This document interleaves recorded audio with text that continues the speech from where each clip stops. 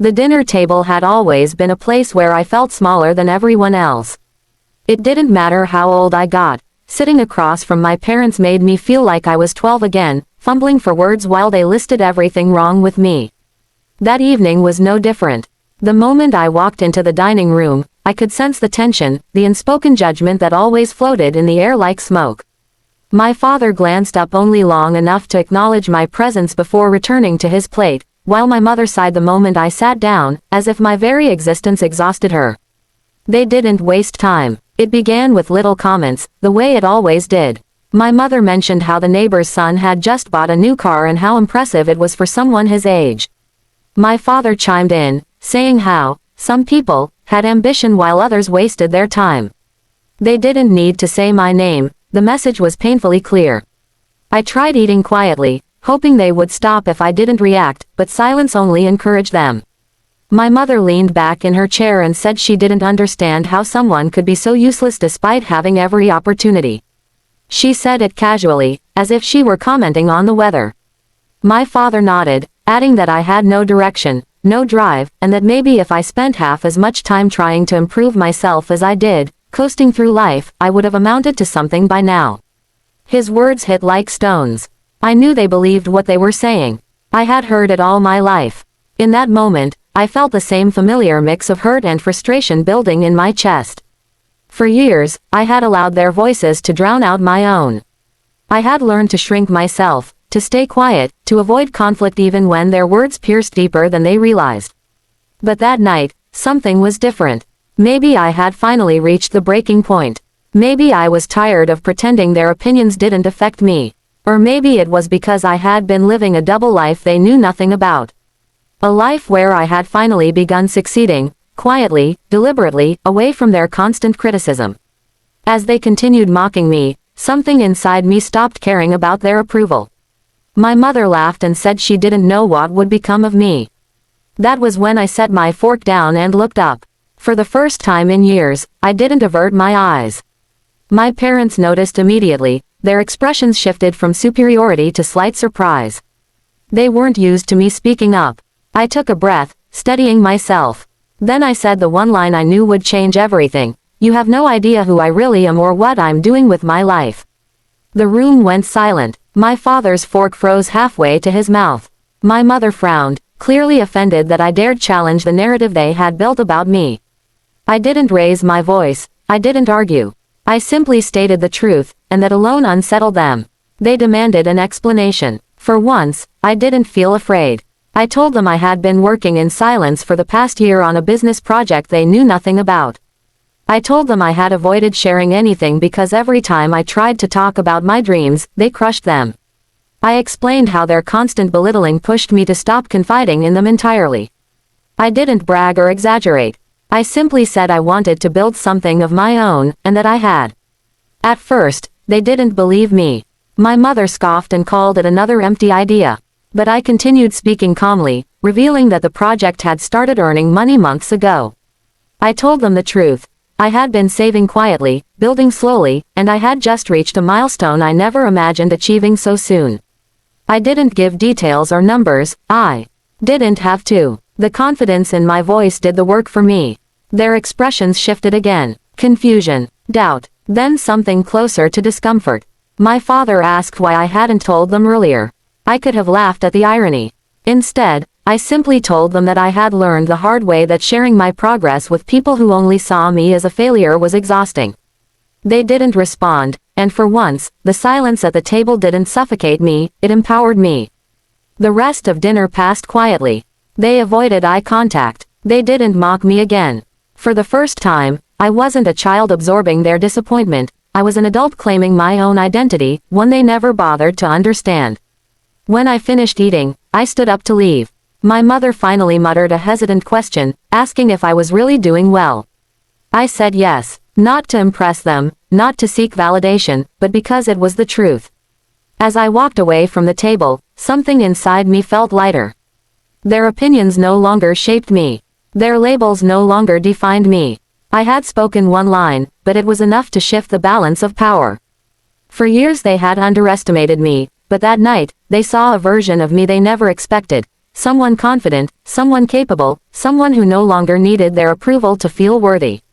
That one line didn't just change the dinner, it changed everything about how I saw myself. For most of my life, I stayed quiet whenever my parents mocked me. It wasn't because I agreed with what they said, but because speaking up always made things worse. They had a way of twisting my words until I looked ungrateful or dramatic, and after years of living like that, silence felt safer. But growing up in an environment where your own voice doesn't matter has a way of shaping you. It makes you careful, cautious, and always second-guessing yourself. Even when I became an adult, those habits followed me like shadows. I learned to hold my thoughts in. I learned to swallow my anger. And I learned to nod along even when my parents painted me as a disappointment in front of others. Still, there comes a moment in every person's life when you can't stay silent anymore. My moment arrived unexpectedly one evening when ordinary conversations turned into the usual pattern of mockery. We were sitting in the living room, and what began as a family discussion quickly turned into a familiar interrogation about my choices, my progress, and why I wasn't living the life they had imagined for me. My mother started it, saying I had wasted my potential. My father followed, shaking his head with a mix of pity and frustration as if my existence personally burdened him. I tried to ignore it at first, hoping they'd stop if I didn't engage. But their voices grew sharper. My mother said I never lived up to their expectations. My father added that I lacked discipline and direction, that I'd never achieve anything meaningful if I didn't change. The more they spoke, the smaller I felt. It was the same loop I'd heard for years, but that night, something inside me snapped, not out of anger, but out of exhaustion. What they didn't know was that, for months, I had been working on myself quietly. I had been learning, growing, and slowly building a life far different from the picture they carried in their minds. I had been improving in ways that weren't visible yet, emotionally, financially, and mentally. But they were too busy focusing on my past mistakes to notice the person I was becoming. They only saw the version of me they were used to criticizing. My mother made one final comment, saying I would end up with nothing if I kept going the way I was. My father nodded, saying harshly that I had no future unless they kept pushing me. Something shifted at that moment. Instead of shrinking back like I always did, I looked at them, not as parents who held power over me, but as two people who had no idea who I had grown into. I realized they had been speaking to an outdated version of me for years. I took a slow breath, and before I could stop myself, the words slipped out. I didn't yell. I didn't insult them. I simply said the truth, steady and clear. You talk like you know my life, but you don't know anything about me anymore. The room fell silent. My mother blinked, stunned that I had said something so direct. My father narrowed his eyes, not out of anger but out of confusion. They were not used to being challenged, especially not by me. But I didn't back down this time. I kept going, calmly telling them that they had treated my life as if it were theirs to judge, that they only looked at my mistakes and never at my efforts. I told them I had been working hard to build something meaningful, but I stopped sharing with them because every time I brought up my aspirations, they treated them like foolish dreams. For the first time, they listened without interrupting. I could see the realization slowly forming on their faces, that they had pushed me so far with their criticism that I had grown in silence instead of in their support. My father asked, almost defensively, why I hadn't involved them. And for the first time, I answered honestly, because you made me feel like nothing I did would ever be good enough for you. My mother's expression softened in a way I hadn't seen in years. She looked guilty, maybe even ashamed, but she didn't know what to say. My father leaned back, suddenly quiet. It was as if they'd both been forced to confront a truth they had ignored for too long. The rest of the conversation unfolded differently from any we had ever had. My parents didn't yell. They didn't mock me. Instead, they asked questions, not to judge me, but to understand. They wanted to know what I had been working on, how I had been spending my time, and why I didn't trust them enough to share my successes. I answered cautiously, unsure if they would revert to old habits, but they didn't. They listened in a way they never had before, and each moment felt like another layer of distance being peeled away. It wasn't a magical fix. Years of hurt don't disappear with one conversation. But something shifted that night. My parents saw me for the first time, not as a child they could shape, not as a disappointment they could scold, but as a person who had grown up without their understanding. They realized their words had consequences, and their expectations had pushed me away instead of lifting me up.